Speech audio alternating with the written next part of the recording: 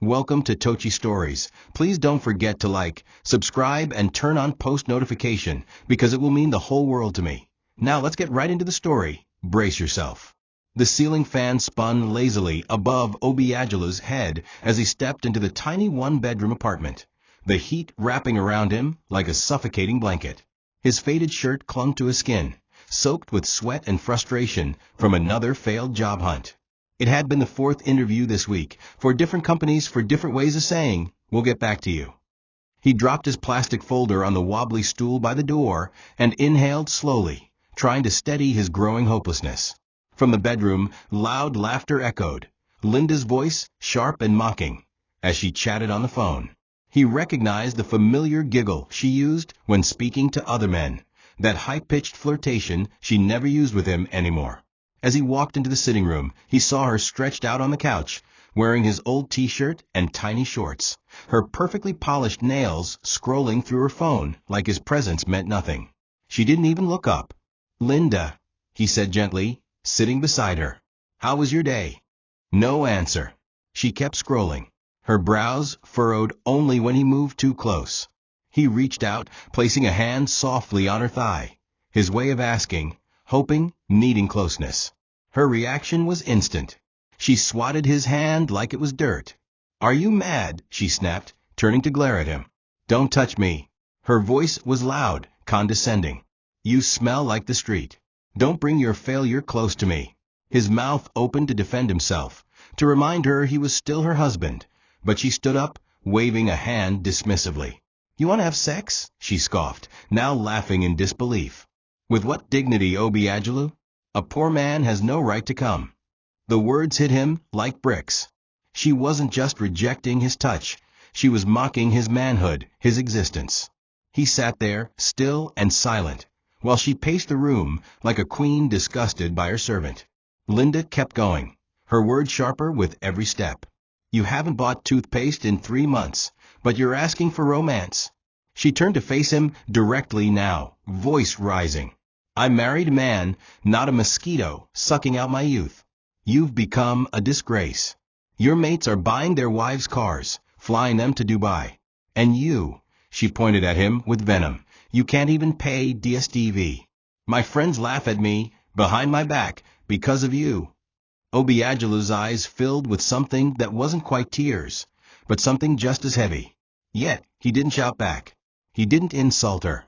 He simply stood, walked toward the corner, and picked up a tiny framed photo of their wedding. The picture was faded now, like their love. "Remember when I used to do everything for you?" he said softly, almost in a whisper. But Linda rolled her eyes, snatched the photo from his hands, and threw it into the wastebasket. "That man died the day your bank account hit 0. She left him standing there, broken, while she walked into the bedroom and slammed the door shut.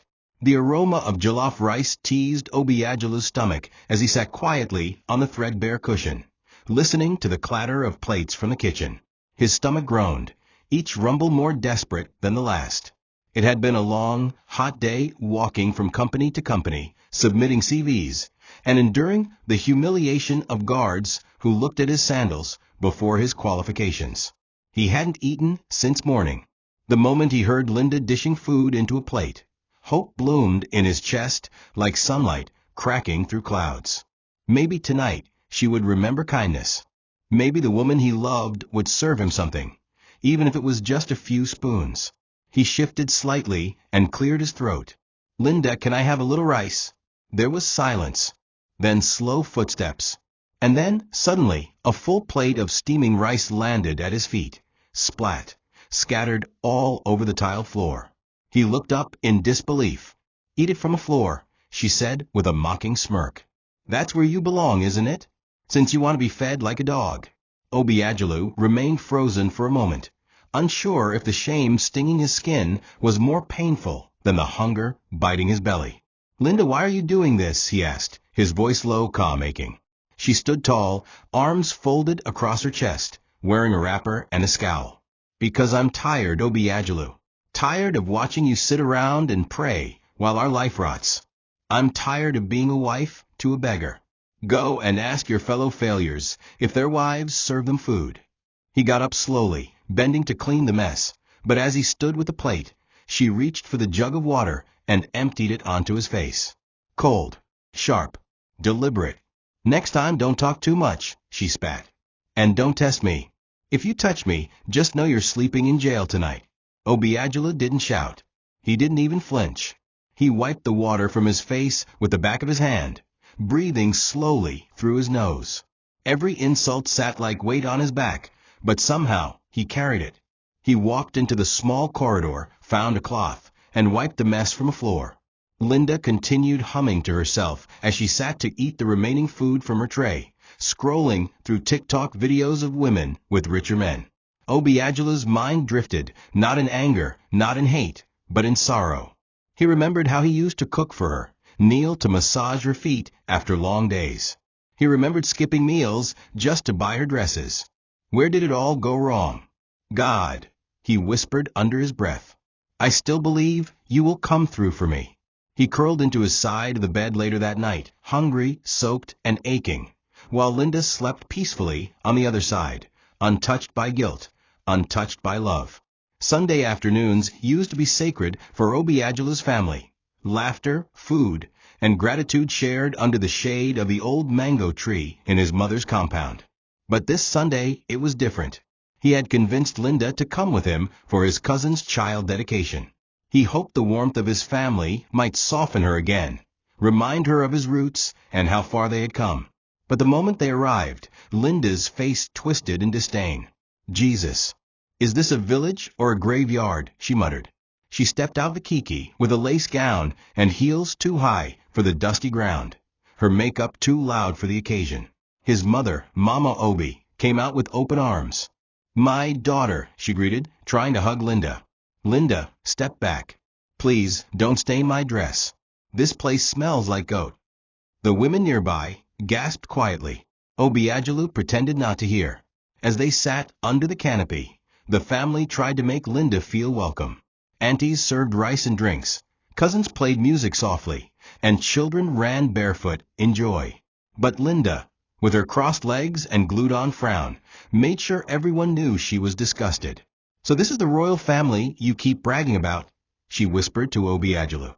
"Look at your mother, wrinkled and smelling of firewood. Look at your cousin's baby, no pampers, just wrapper."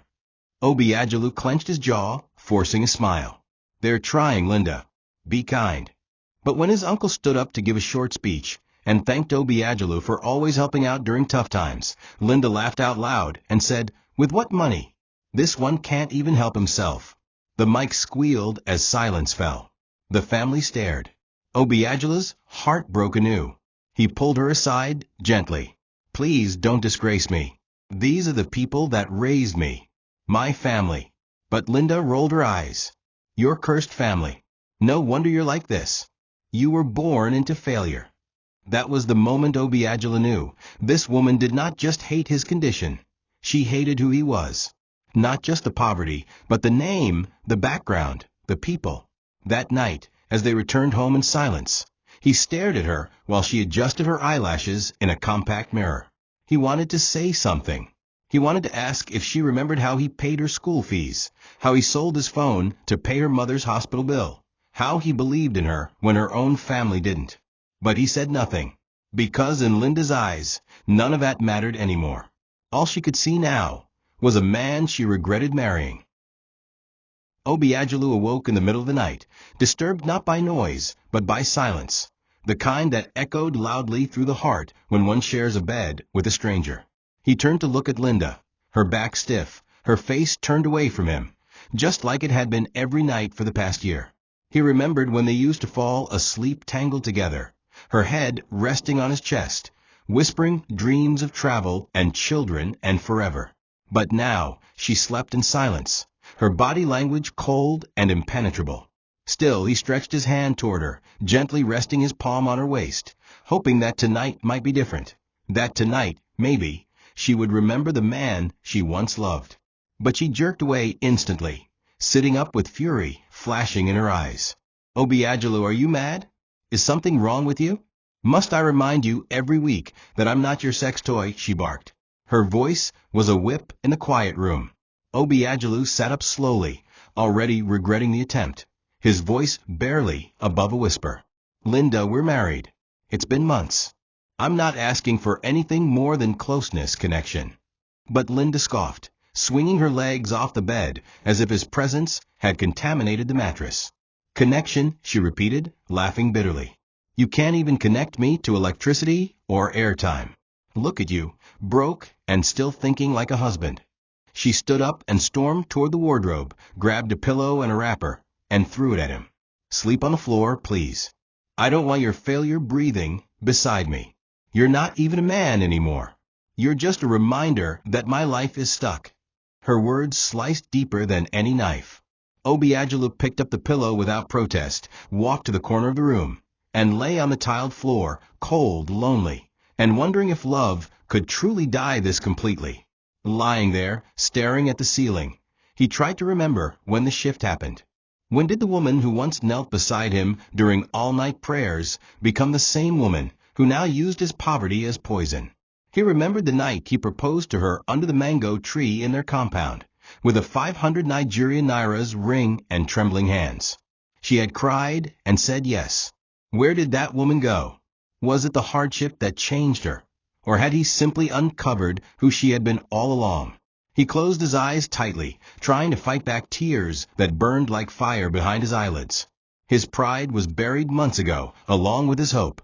All he had left was a mustard seed of faith, that maybe, just maybe, this storm would end. That God would remember him. He muttered a broken prayer as Linda climbed back into the bed, her phone lighting up her face as she smiled at messages from strangers. He fell asleep to the sound of her laughter, but it wasn't for him. It was a Thursday evening when Obiagelu's world collapsed completely. The rain had started unexpectedly, and he had rushed home early from a fruitless visit to yet another job interview, one where he'd been asked what he could offer without connections or capital. As he entered the compound, the air was unusually still. The generator was off, the front door slightly open. His heart skipped, more out of habit than suspicion. He stepped inside quietly, soaking wet, his shoes squishing against the tiled floor. The lights were dim, and he heard faint sounds coming from the bedroom. Not music, not conversation, moans. At first, he thought it was a video, a film. Maybe Linda was watching something. But as he stepped closer, the realization dawned like a slap. The rhythm, the voices, the vulgarity. His heart thundered in his chest. He pushed the door open. There they were, Linda naked, beneath their married neighbor Mr. Sunday, a man Obiagelu had once borrowed money from to buy malaria drugs. The betrayal wasn't just physical, it was spiritual. Linda didn't scream. She didn't cover herself. She didn't even look ashamed. Instead, she smiled, a cold, victorious smile, as Mr. Sunday stood up, slowly, without panic, and picked his singlet from the floor. "Oh, you're home," Linda said casually, as though he had walked in on her watching TV. Obiagelu stood frozen in the doorway, drenched in rain and disbelief, his body trembling. "Linda," he gasped, "how could you?" Her response would haunt him forever. Because he's a man. He doesn't beg for sex.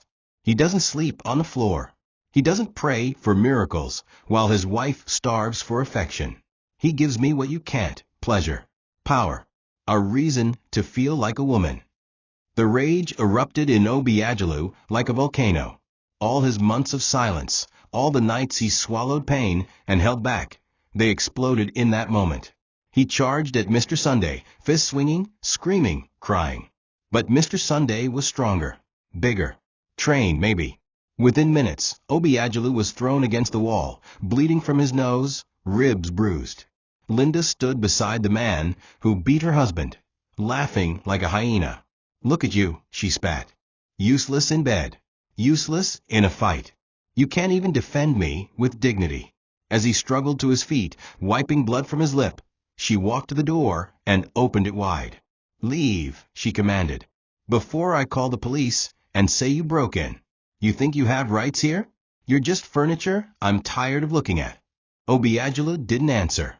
He picked up his bag, walked into the rain, and disappeared. Behind him, the sound of Linda and her lover's laughter followed like a curse. Obiagelu walked through the rain-soaked streets of Enugu with no destination, just pain guiding his steps.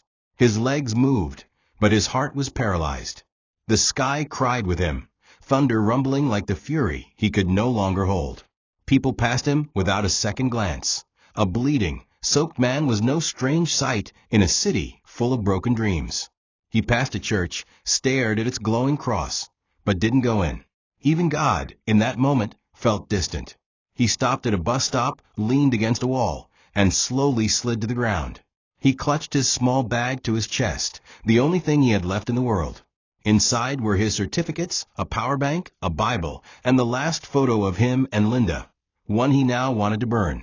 The ache in his chest was more than heartbreak. It was the death of a future he had built in his mind, now shattered beyond recognition. That night, he found shelter inside a small wooden kiosk. It belonged to a carpenter who closed by 8 p.m. and never locked the back. Obiagelu crawled in, curled up beside a stack of planks, and let the tears fall freely. He wept for his marriage, for the manhood stripped from him, for the nights he begged God to fix something that was already dead. His stomach growled again, not for food, but for meaning. Was this his end? Was he cursed? He remembered the faces of his mother and brothers, the way Linda had laughed at them, spat on their dignity. He remembered her wedding vows. "I'll be with you in lack and in plenty." Lies. Every word a lie. He had nothing now, no wife, no money, no job, no home. But he still had one thing left, his will to survive. As the rain stopped and the crickets returned to singing, Obiagelu made a vow. "I will not die like this. I will not let her laughter be the last thing I hear in this life." Morning came, warm and indifferent. Obiagelu stepped out of the kiosk, wiping his face with a piece of cloth. He hadn't slept much. He looked around for where he could clean up and start again. Then his eyes caught something, a colorful signboard just across the street. "God's Little Lambs Daycare and Nursery. We nurture tomorrow's stars." Something about the name pulled at him. Children. Peace. A place that sounded gentle. He didn't think. He crossed the street, stood at the gate, and waited until a young woman came to open it. "Good morning," he said with the last strength in his voice. "Please? I don't have anything. But if you'll let me sweep, clean, do anything. I just need a job. Anything at all." The woman looked at him curiously, torn clothes, swollen face, desperation in his eyes. And she opened the gate wider. "Come in," she said. And so the journey began. The small daycare was quieter than Obiagelu expected. There were no loud voices, no chaotic children running about when he stepped in. Just calm. The floors were tiled in cheap ceramic, the walls painted with cheerful cartoons, lions in bibs, elephants in overalls. A slim woman with a clipboard studied him as he stood by the door. Her name was Miss Chinyer, the assistant manager. She looked him over like one might examine an empty cup, curious about whether it could ever be filled again. "You want to clean?" she asked plainly, as if such requests were rare. Obiagelu nodded. "Anything. I don't need salary right now. I just need something to do, and a little food if you have." His honesty startled her. She studied the blood still dried around his cheek and the hunger sunken into his face. "Come early tomorrow, before 7 a.m. We open the gate at 6:30. You'll sweep, mop, and help in the compound." It wasn't a full yes, but it wasn't a no. That night, Obiagelu slept behind the daycare's side fence, using his bag as a pillow. It was cold, and a few mosquitoes kept him awake, but it was safer than the kiosk, and for the first time in weeks, he felt a flicker of possibility. As the sun rose the next morning, he began sweeping the compound with a borrowed broom. He cleaned the slides, mopped the tiles, wiped the front door, all before anyone else arrived. The head teacher noticed. By the third day, they gave him breakfast, beans and bread, and he almost wept from gratitude.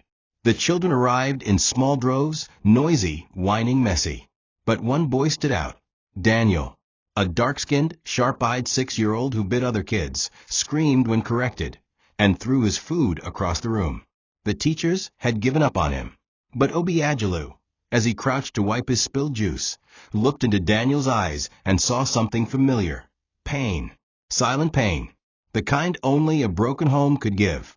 Over the next few days, Obiagelu began to notice Daniel more. He wouldn't speak much, but he lingered around Obiagelu when he cleaned, watching him intently. When other kids laughed or played, Daniel sat alone. And Obiagelu respected that silence, never forcing anything. But then one day, when Obiagelu offered him a peeled banana, Daniel accepted it without hesitation. The first food the boy had taken directly from any adult. "Thank you," he whispered. Just 2 words. But they echoed in Obiagelu's heart louder than Linda's insults ever did. The teachers began to take notice. "He likes you," Miss Chinyer said.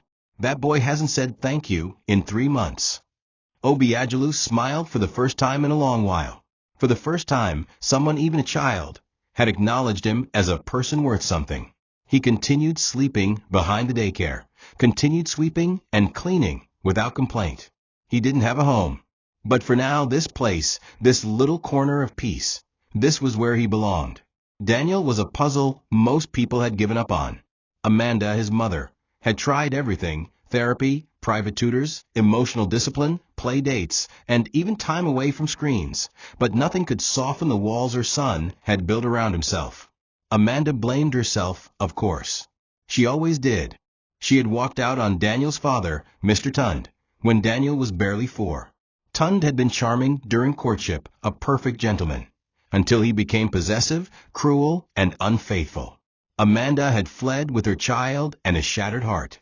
Since then, Daniel had grown colder. He refused to speak at school. He pushed other kids, clung to her during drop-off, and cried if she left too quickly. Nothing and no one could reach him.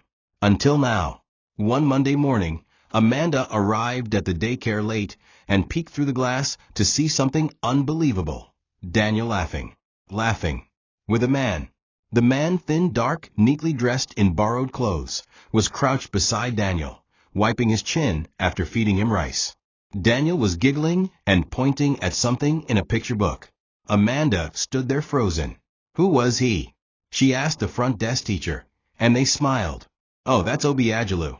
He's not even officially on staff. He's just around, helping out. But your son likes him." Amanda was intrigued. She stepped outside and waited. When Daniel came out and saw her, he rushed to her for the first time, not crying, but smiling. "Mummy, Uncle Obi is funny." That sentence felt like a miracle. She looked up and saw Obiagelu walking out with a mop in one hand and a bucket in the other. Their eyes met. Amanda smiled gently. "Thank you," she said. Obiagelu nodded, slightly embarrassed. "I didn't do much. He just needed someone to listen." That was the first real conversation between them. And from that seed, something began to grow. Over the next week, Amanda began arriving earlier, lingering longer during drop-off. She would ask Obiagelu questions about Daniel, about how he managed to calm him, about life. He was shy at first, guarded. He didn't talk much about himself, only saying he was just managing. But there was something about Amanda, her quiet elegance, her clear way of seeing people, that made it hard to lie. One evening, as she picked Daniel up, she found Obiagelu sitting outside with the boy asleep on his lap. She sat beside him, and they talked. For the first time, he told her about struggling to find work, about trying to start afresh. He didn't mention Linda, didn't mention heartbreak or betrayal, just that he needed something more stable. Amanda listened without pity, only interest. "You have a gift with children," she said. "Not many people know how to reach a hurting child. That's not small." Obiagelu looked down and smiled faintly. "Thank you. I'm trying to be useful. That's all I want." Amanda couldn't stop thinking about Obiagelu. Not in the romantic sense, not yet, but in the deeply human way one notices something rare and wonders how the world almost overlooked it. She began asking about him quietly, learning bits and pieces from the daycare staff. No family nearby. No permanent address. No known phone number. Just a quiet man who showed up at dawn, worked without pay, and left only after the last child was gone. Amanda was intrigued. Who lives like that? Who gives so much with so little expectation? She started dropping small envelopes in his locker, 2,000 Nigerian nairas for transport, 5,000 Nigerian nairas for new shoes. He never spoke about it, but once she noticed he had finally shaved. Another day, he had a new shirt. But what struck her most was how Obiagelu never looked at her like men usually did. With lust, with calculation. He looked at her like she was just a person. A mother. A woman surviving. One Thursday evening, as Daniel played with building blocks, Amanda waited for Obiagelu outside. When he emerged with a backpack slung over one shoulder and a broom in hand, she asked, "Can I buy you dinner?" He blinked, surprised. "Me?" She laughed softly. "Yes, you. Don't worry, it's not a date. Just appreciation." They ate at a small roadside canteen, umla and egusi with dry fish. Amanda watched him eat with restraint, even though she could tell he was starving. She asked about his dreams. He hesitated, then opened up. "I used to dream of owning a logistics company. Small courier business. I even started drawing the model on paper before things changed." He said it without bitterness. Just fact. Amanda was impressed. "You still want that?" He nodded. "More than anything." She smiled. "Maybe it's time to dust off that paper." Obiagelu looked up, startled. "Why?" Amanda shrugged. "Because you're worth investing in, even if you don't see it yet." Obiagelu didn't sleep that night. He lay behind the daycare, staring at the stars, replaying her words. "You're worth investing in." That phrase echoed louder than Linda's insults ever had. Could it be true? Could someone see value in a man with nothing but a dream?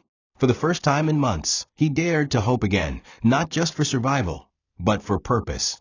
He thought of Daniel, of Amanda's soft smile, of the way his hand still shook when she looked directly at him. Something was shifting. And for the first time, he wasn't afraid of it. He began to sketch out a plan in his mind. Simple, small, but structured. The dawn was still dark when he stood up and began writing with a borrowed pen on the back of a calendar sheet. Not a business plan, not yet, just a list. A start. A belief. Something told him life was finally beginning to look his way. Obiagelu's life began to carry the scent of possibility. Not wealth, not luxury, but something far more sacred. Dignity. Amanda's interest in his dreams had stirred something dormant in him. Each morning, he woke up before the sun and cleaned the daycare with renewed purpose. He swept like the compound was a palace. He mopped the floor like it was the path to his destiny. Every smile Daniel gave him was a small sign from heaven, a whisper that maybe, just maybe, life wasn't done with him yet. Amanda began to linger after pickup, sometimes sitting on the bench by the playground, watching Daniel and Obiagelu play together. Their conversations were light, observations about the children, the weather, the country's hardship. But within each exchange was a subtle undertone of connection. They didn't talk about love or loss or past wounds, but the silence between words felt like healing. One Friday, Amanda pulled up to the daycare with a paper envelope in hand. "I want to help you," she said. "Not just with words, but with action." Obiagelu hesitated. "Amanda, I don't want to seem like I'm depending on you. I'm already grateful." But Amanda smiled with a softness that disarmed him. "This isn't pity. It's partnership. I'm a businesswoman. I invest in potential. And I see it in you." Inside the envelope was 100,000 Nigerian nairas. Obiagelu stared at it like it was a holy relic. "This is too much," he whispered. "Not for me," Amanda replied. "And not for a man who knows what it's like to rise from a floor." Obiagelu bowed his head and held the envelope to his chest. "Thank you. I won't waste it. I promise." Amanda nodded. "I know." What neither of them said, but both felt, was that this moment had shifted something between them. They were no longer just a struggling man and a grateful mother. They were something more, something unspoken, something growing. That night, Obiagelu didn't sleep behind the daycare. He found a small guest house nearby and paid for 2 nights, not because he wanted comfort, but because he wanted silence. He sat on the edge of the tiny bed with his borrowed jotter, sketching out a plan. A simple logistics business, errands, courier services, delivery management for shops that couldn't afford dispatch riders. He had no bike yet, no website, no office, just ideas. But ideas were powerful. Ideas were currency.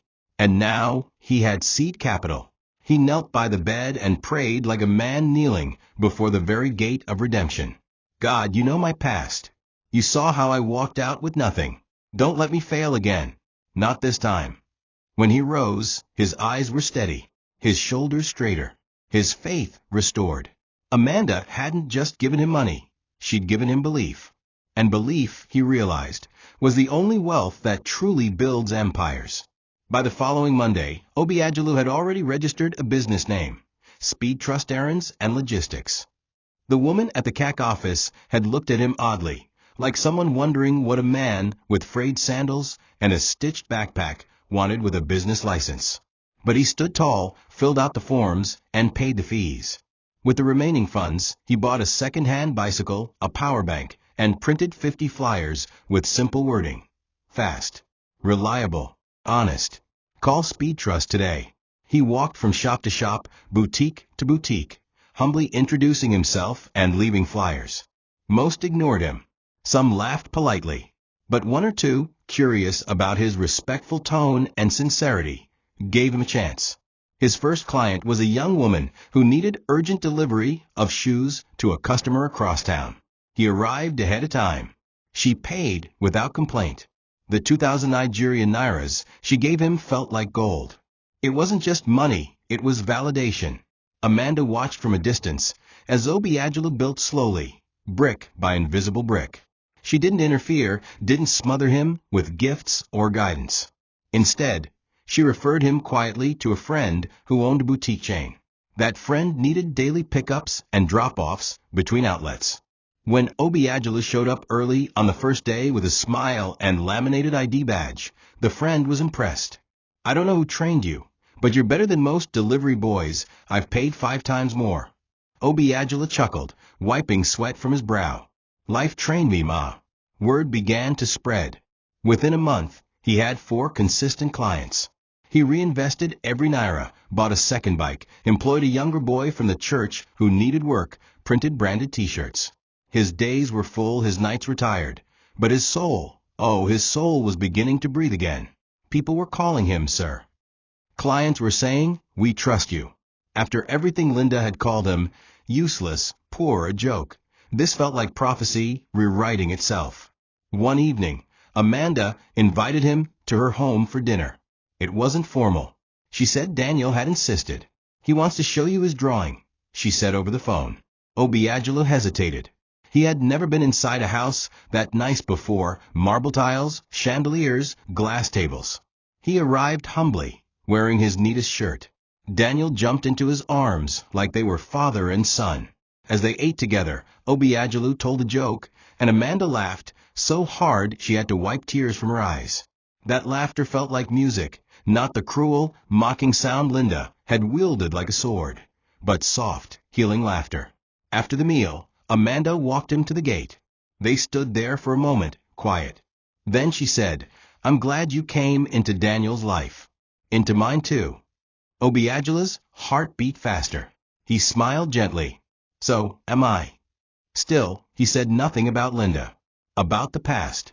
About how broken he still felt beneath it all. But inside, something was shifting. Something new was beginning. It didn't take long for the city to start noticing him. Obiagelu, the soft-spoken delivery man with a calm smile and unbeatable punctuality, became the preferred errand runner for several middle-class shops and beauty salons.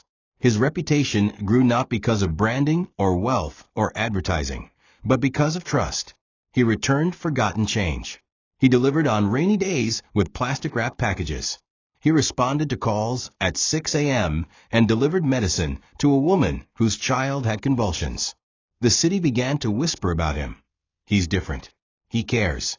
With Amanda's continued referrals and guidance, Obiagelu's business grew strong roots. By the 3rd month, he could afford a small room in a compound. No more sleeping behind buildings. He painted the walls himself, arranged his certificates on the shelf, and placed a worn Bible beside his pillow. It wasn't a palace, but it was his.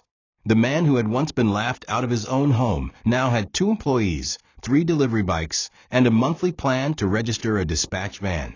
Amanda came for advice on logistics for her boutique warehouse. Obiagelu helped with routes and pricing, and in return, Amanda paid generously, not as charity, but as a fellow entrepreneur. Their relationship grew not through flirtation, but through collaboration. They were friends. Safe friends. Slowly, Amanda began to open up too, about Tund, her ex-husband. About how she had loved him until he became controlling, jealous, suspicious. "He never hit me," she said once, her voice heavy. "But sometimes emotional wounds leave deeper bruises." Obiagelu listened without judgment. He understood too well what it meant to be made to feel small. They had different wounds, but the same ache, to be seen, to be respected. Daniel, meanwhile, had changed entirely. He smiled now. He played. He brought home awards from school and told his teachers about Uncle Obi every day. "He taught me not to fight anymore," Daniel told his class. "Because fighting doesn't make pain go away." Amanda wept when the teacher relayed that story. At night, she would watch Daniel sleep and whisper to herself, "God, I didn't see this coming. But thank you." Still, something inside Amanda began to stir, a quiet worry. People had started asking questions. Who is this man? Why is he always with you? Do you trust him too much? And Amanda, though firm in her own convictions, had started to wonder something too, not whether she trusted him, but whether she was beginning to care about him too deeply. And somewhere in the same city, Linda, the woman who once cast Obiagelu into the streets, stumbled across a video on Instagram of Obiagelu receiving a community award. Her hand froze on her phone. Her mouth went dry. "Obiagelu," she whispered. The man she thought would die in shame was rising from the sand. Obiagelu stood in front of the full-length mirror inside his modest new room, adjusting the collar of his pale blue shirt with care. It wasn't branded, it wasn't expensive, but it was clean, ironed, and fit his body like pride finally fit his spirit. He had shaved neatly for the first time in months, and he noticed how his jawline had re-emerged beneath the stubble of struggle. Gone was the hunched figure who once tiptoed past rejection. In his place stood a man with posture, with purpose. That morning, he was attending a small business networking seminar, invited by one of Amanda's friends who had admired how disciplined and honest he was during a boutique delivery. As he arrived at the modest event center and walked in among other entrepreneurs, some in suits, some in native, Obiagelu felt the ghosts of shame slowly slipping off his shoulders. Nobody there knew he once slept behind a daycare fence. Nobody knew he had crawled out of heartbreak with nothing but borrowed sandals and stubborn faith. He introduced himself softly but clearly. Obiagelu Okeke, founder, Speed Trust Logistics. For the first time in a long while, he heard his own name with pride. During the networking session, someone asked how he got started. He smiled faintly and said, "I had nothing but a borrowed broom, a stubborn child who became my friend, and a woman who believed I wasn't as invisible as I felt." A few people clapped. Others nodded with quiet respect. The seminar ended with business card exchanges, firm handshakes, and new connections. As he stepped outside into the sunlight, he called Amanda. "I went.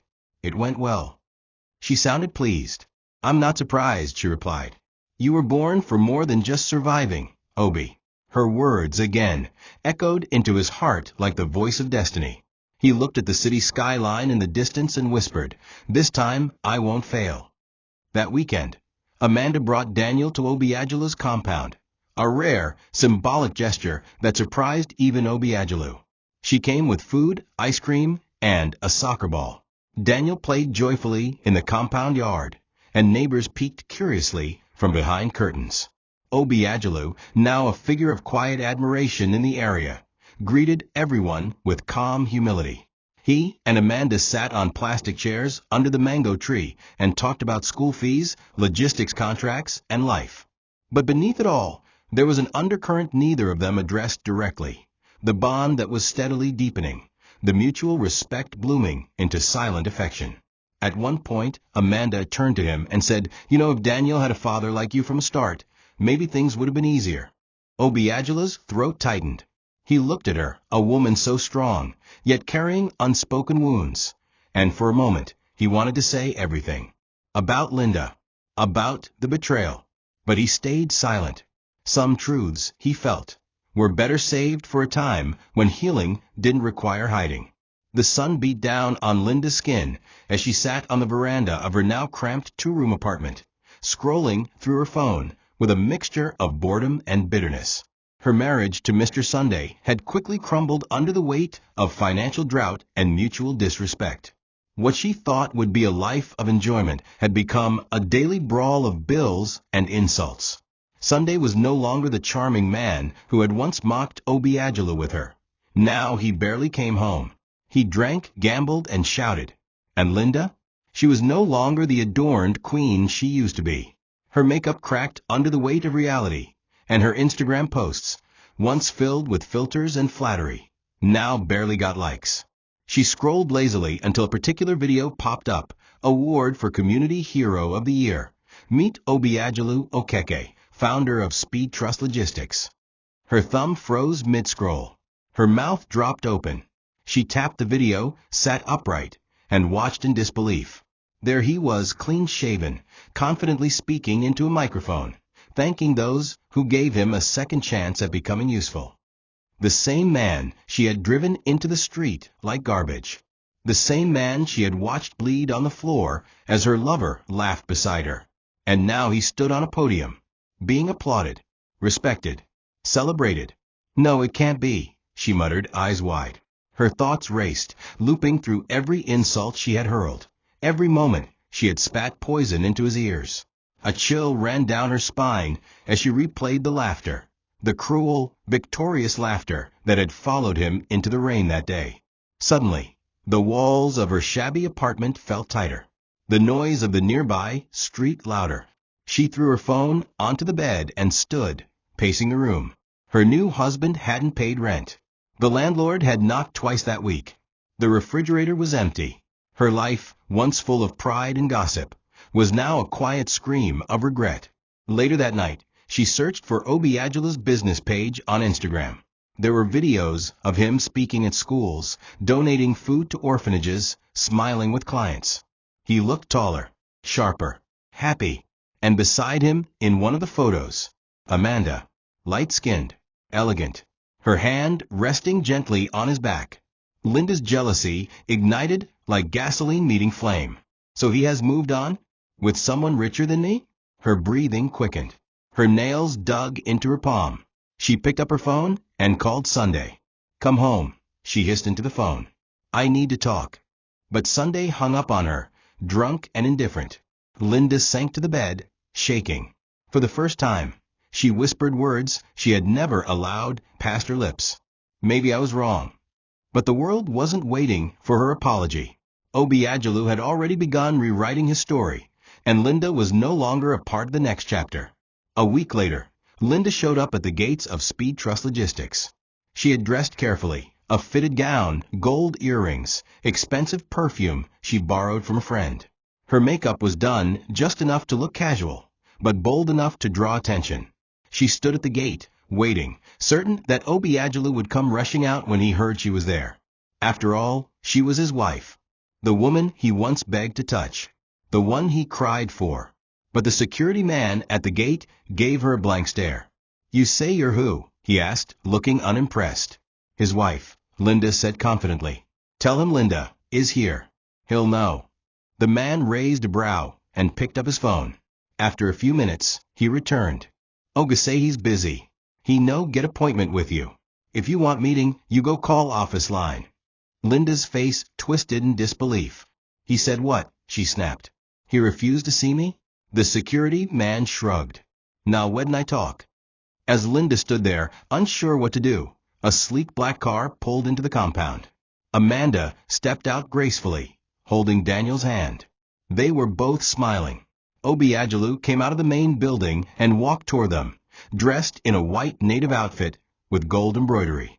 He took Daniel into his arms with ease, lifting the boy in the air. Daniel giggled. Amanda said something, and Obiagelu laughed, a deep, full laugh Linda had never heard before. He looked happy, whole, free. Linda stood rooted at the gate, watching the scene unfold like a painful movie. And then, Obiagelu turned. He saw her. Their eyes met across the gate. But his face didn't change. No surprise. No anger. Just silence. He turned back to Amanda and said, "Let's go inside." Linda gasped, stepping forward. "Obiagelu, you're really ignoring me? You're acting like I don't exist." But the gate slowly closed, leaving her outside, not just of the office, but of his life. She stood there for a long time after they disappeared into the building. Her hands trembled. Her confidence had melted under the heat of rejection. She had come thinking she still had power over him, that the man who once begged for her crumbs would come crawling. But that man no longer existed. In his place stood someone who had found healing in other arms, who had found purpose beyond pain. As she walked away from the gate, her heels clicking on the pavement, the world suddenly felt unfamiliar. It wasn't Obiagelu who was out of place anymore. It was her. She pulled out her phone and began typing a message. "Obi, please, can we talk?" But she never sent it. Instead, she stared at the screen for minutes, then slowly backspaced each word. Because deep down she already knew, the door she once slammed had closed behind her, and this time it was locked. Linda sat in the back of a tricycle, dressed in a casual floral blouse and jeans, a far cry from her usual bold fashion, but still enough to feel like herself. Her mind was a whirlwind of denial, resentment, and desperation. After being shut out of Obiagelu's office, her curiosity metastasized into obsession. She had checked Amanda's page several times that week, watching videos of boutique launches where Obiagelu occasionally appeared in the background, sometimes holding Daniel's hand, sometimes helping with delivery trucks. The images haunted her. "That should have been me," she kept whispering at night. The man who once begged for affection now had a growing company, a growing network, and another woman beside him. On a Monday afternoon, she disguised herself as a customer and visited Amanda's boutique. It was located in a highbrow part of the city. Glass doors, sweet scent, polished floors. As she stepped inside, her heart skipped. She saw them, Amanda laughing softly while Obiagelu lifted a box off the counter, his eyes soft, his smile steady. Linda pretended to browse through a rack of clothes near the perfume section, but her attention was fixed on them. Amanda touched Obiagelu's arm playfully while talking, and he didn't flinch, didn't move away, didn't seem uncomfortable. Linda's fingers gripped the fabric on the hanger. Her mind flooded with old memories. Obiagelu washing her underwear when they had no house help, carrying her shopping bags at Yaba Market, staying up all night nursing her through malaria, while she cursed him for not buying AC. Now he looked like he belonged, like he had outgrown her. She watched as Amanda called Daniel on the phone, and Obiagelu answered with a proud, almost fatherly tone. So this is what he gives to her now. Linda thought. That softness, that laughter. Jealousy clawed at her stomach. The woman she once mocked for being a single mother nobody wanted had now replaced her, not just in presence, but in purpose. She couldn't bear it anymore. As Amanda walked away to check on a customer, Linda approached the counter and cornered Obiagelu near the glass partition. Her voice was low but sharp. "So this is your new life," she hissed. "You don't even flinch when you see me anymore?" Obiagelu turned slowly, setting down a folded invoice.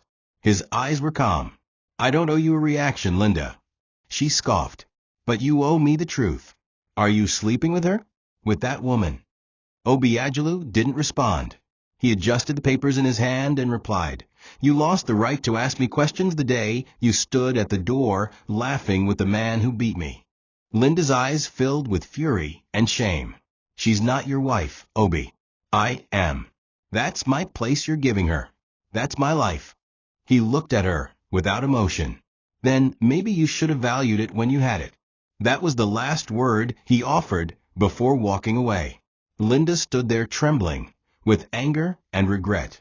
The walls of Linda's second marriage were crumbling fast. After the confrontation at Amanda's boutique, she returned home to find Mr. Sunday sprawled across the living room sofa, shirtless, surrounded by empty beer bottles and the stench of palm wine and sweat. The house was hot, the fan broken for weeks, the TV playing loudly.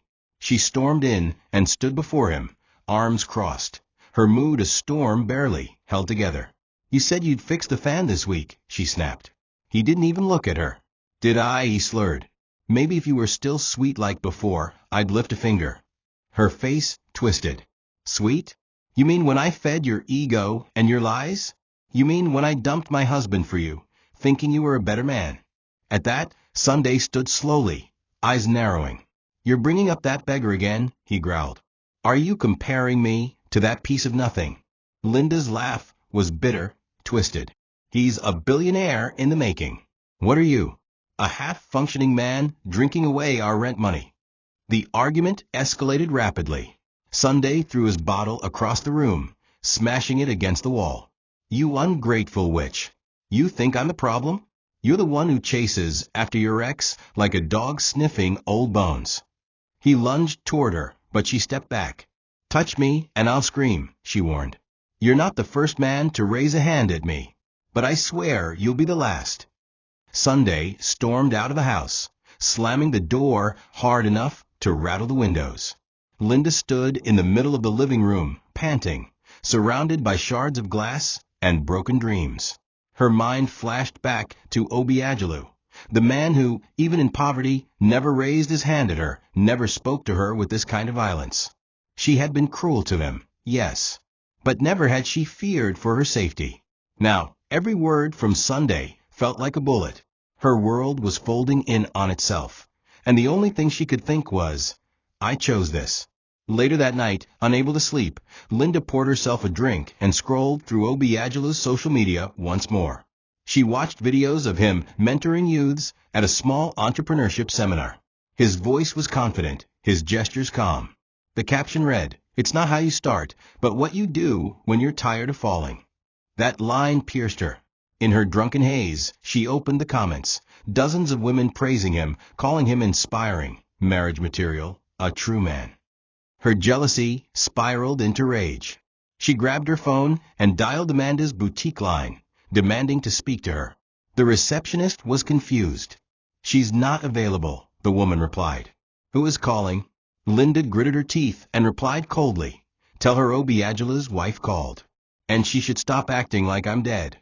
She ended the call, staring at her reflection in the cracked mirror. In her eyes burned something darker than jealousy, desperation. And desperation, she knew, made people do foolish, irreversible things. Amanda stood in front of her boutique's glass window, arms folded, staring into the distance, as the sun began its descent behind the buildings. Business had been steady all day, but her mind hadn't settled. The phone call had shaken her more than she let on. Obiagelu's wife. The phrase echoed in her head like thunder. She hadn't asked, never pressed him to talk about his past. She respected boundaries. But that call, it opened something she couldn't ignore. When Obiagelu arrived that evening with Daniel, she watched him more carefully than usual. The way he held the boy's backpack, the softness in his tone, the quiet pauses between sentences. He had become a staple in her world, not just Daniel's. But now, questions burned quietly in her chest. Was he married? Was he hiding her? Was I just the comfort woman? She hated that she even thought it. Obiagelu had never lied to her, but he hadn't told the whole truth either. They sat on the boutique's rooftop terrace that evening, as Daniel played with toys inside. Amanda turned to Obiagelu, her voice steady. "Someone called the boutique today. Said she was your wife." Obiagelu's face tensed, not with guilt, but pain. He took a deep breath and nodded. "Her name is Linda." Amanda waited, silent. "She was my wife. Technically, she still is. But not in heart. Not in truth. Not since the day she slept with our neighbor and laughed while I bled on our floor." His voice broke. Amanda looked away, ashamed of having doubted him. He continued, "I didn't tell you, because I didn't want that ugliness to touch what I found here. With you. With Daniel. This piece." Amanda's heart cracked a little more. "You should have told me, Obi. Not because I needed to judge you, but because I needed to trust you fully." Obiagelu nodded slowly. "I understand. I'll never hide anything from you again." Amanda stood and walked to the edge of the terrace, staring at the streetlights flickering on below. After a moment, She turned. I'm not angry, she said softly. But I won't lie. I'm scared. She called me, Obi. That means she's watching. She's not gone. He walked toward her, stood beside her in the orange twilight. I'm not going back, he said firmly. Not now. Not ever.